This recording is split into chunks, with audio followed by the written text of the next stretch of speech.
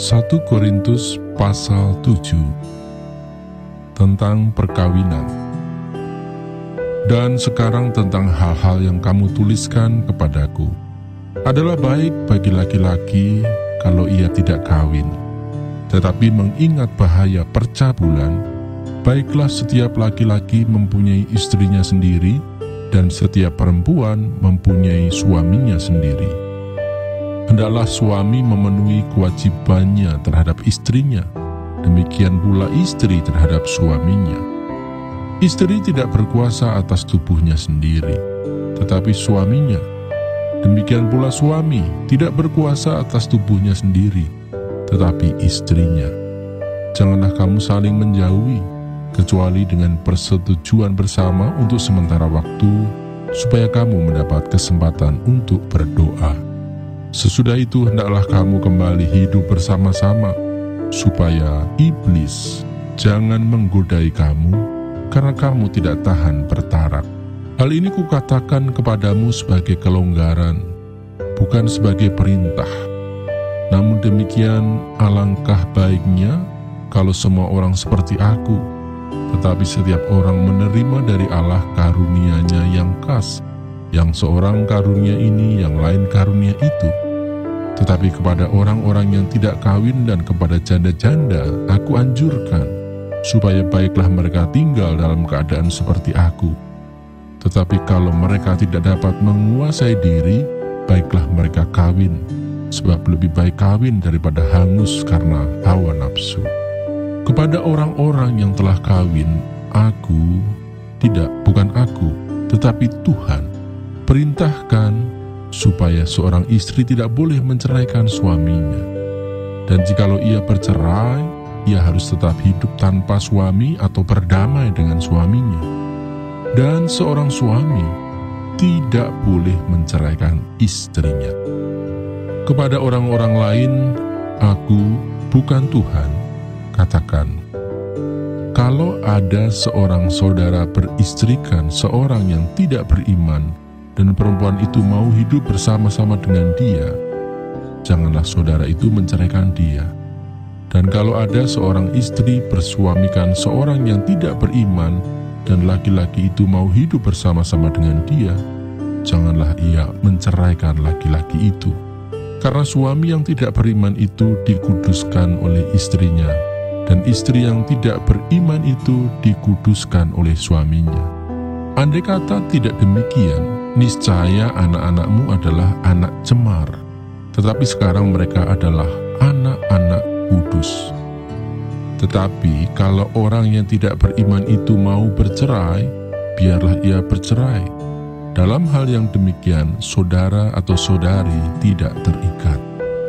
Tetapi Allah memanggil kamu untuk hidup dalam damai sejahtera. Sebab bagaimanakah engkau mengetahui, hai istri, apakah engkau tidak akan menyelamatkan suamimu? Atau bagaimanakah engkau mengetahui, hai suami, apakah engkau tidak akan menyelamatkan istrimu? Hidup dalam keadaan seperti waktu dipanggil Allah. Selanjutnya, hendaklah tiap-tiap orang tetap hidup seperti yang telah ditentukan Tuhan baginya, dan dalam keadaan seperti waktu ia dipanggil Allah. Inilah ketetapan yang kuberikan kepada semua jemaat.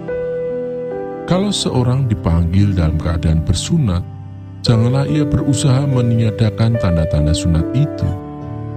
Dan kalau seorang dipanggil dalam keadaan tidak bersunat, janganlah ia mau bersunat. Sebab bersunat atau tidak bersunat tidak penting. Yang penting ialah mentaati hukum-hukum Allah.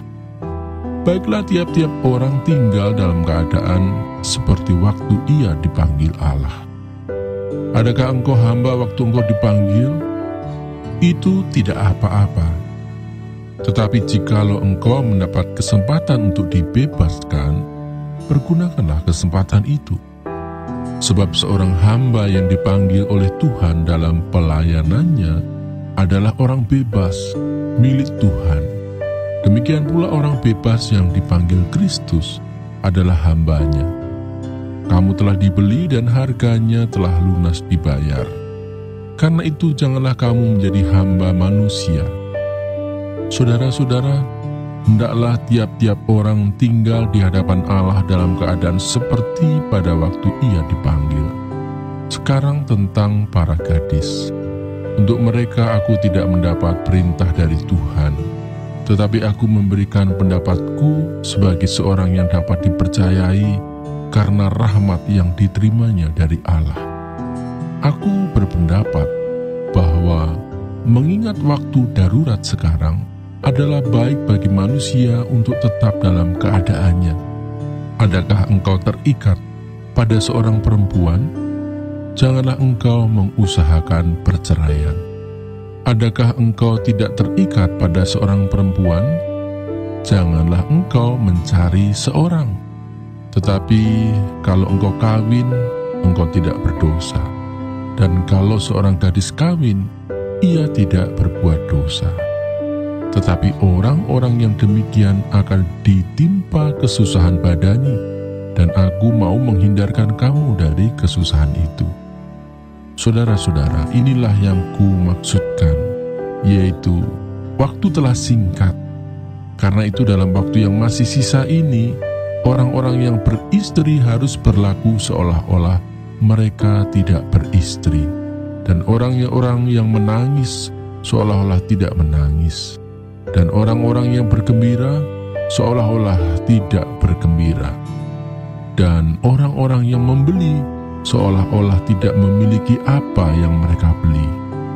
Pendeknya, orang-orang yang mempergunakan barang-barang duniawi seolah-olah sama sekali tidak mempergunakannya.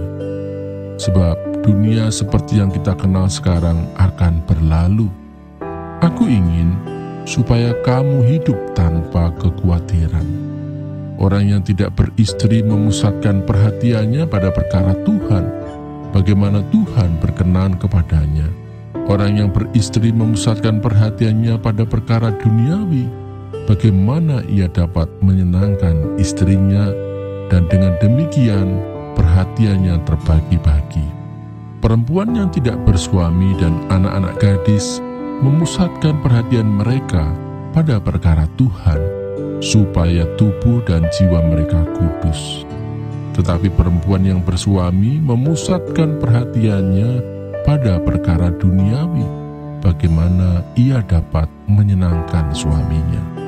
Semuanya ini kukatakan untuk kepentingan kamu sendiri, bukan untuk menghalang-halangi kamu dalam kebebasan kamu, tetapi sebaliknya, supaya kamu melakukan apa yang benar dan baik, dan melayani Tuhan tanpa gangguan. Tetapi jikalau seorang menyangka bahwa ia tidak berlaku wajar terhadap gadisnya, jika gadisnya itu telah bertambah tua dan ia benar-benar merasa bahwa mereka harus kawin, baiklah mereka kawin, kalau ia menghendakinya.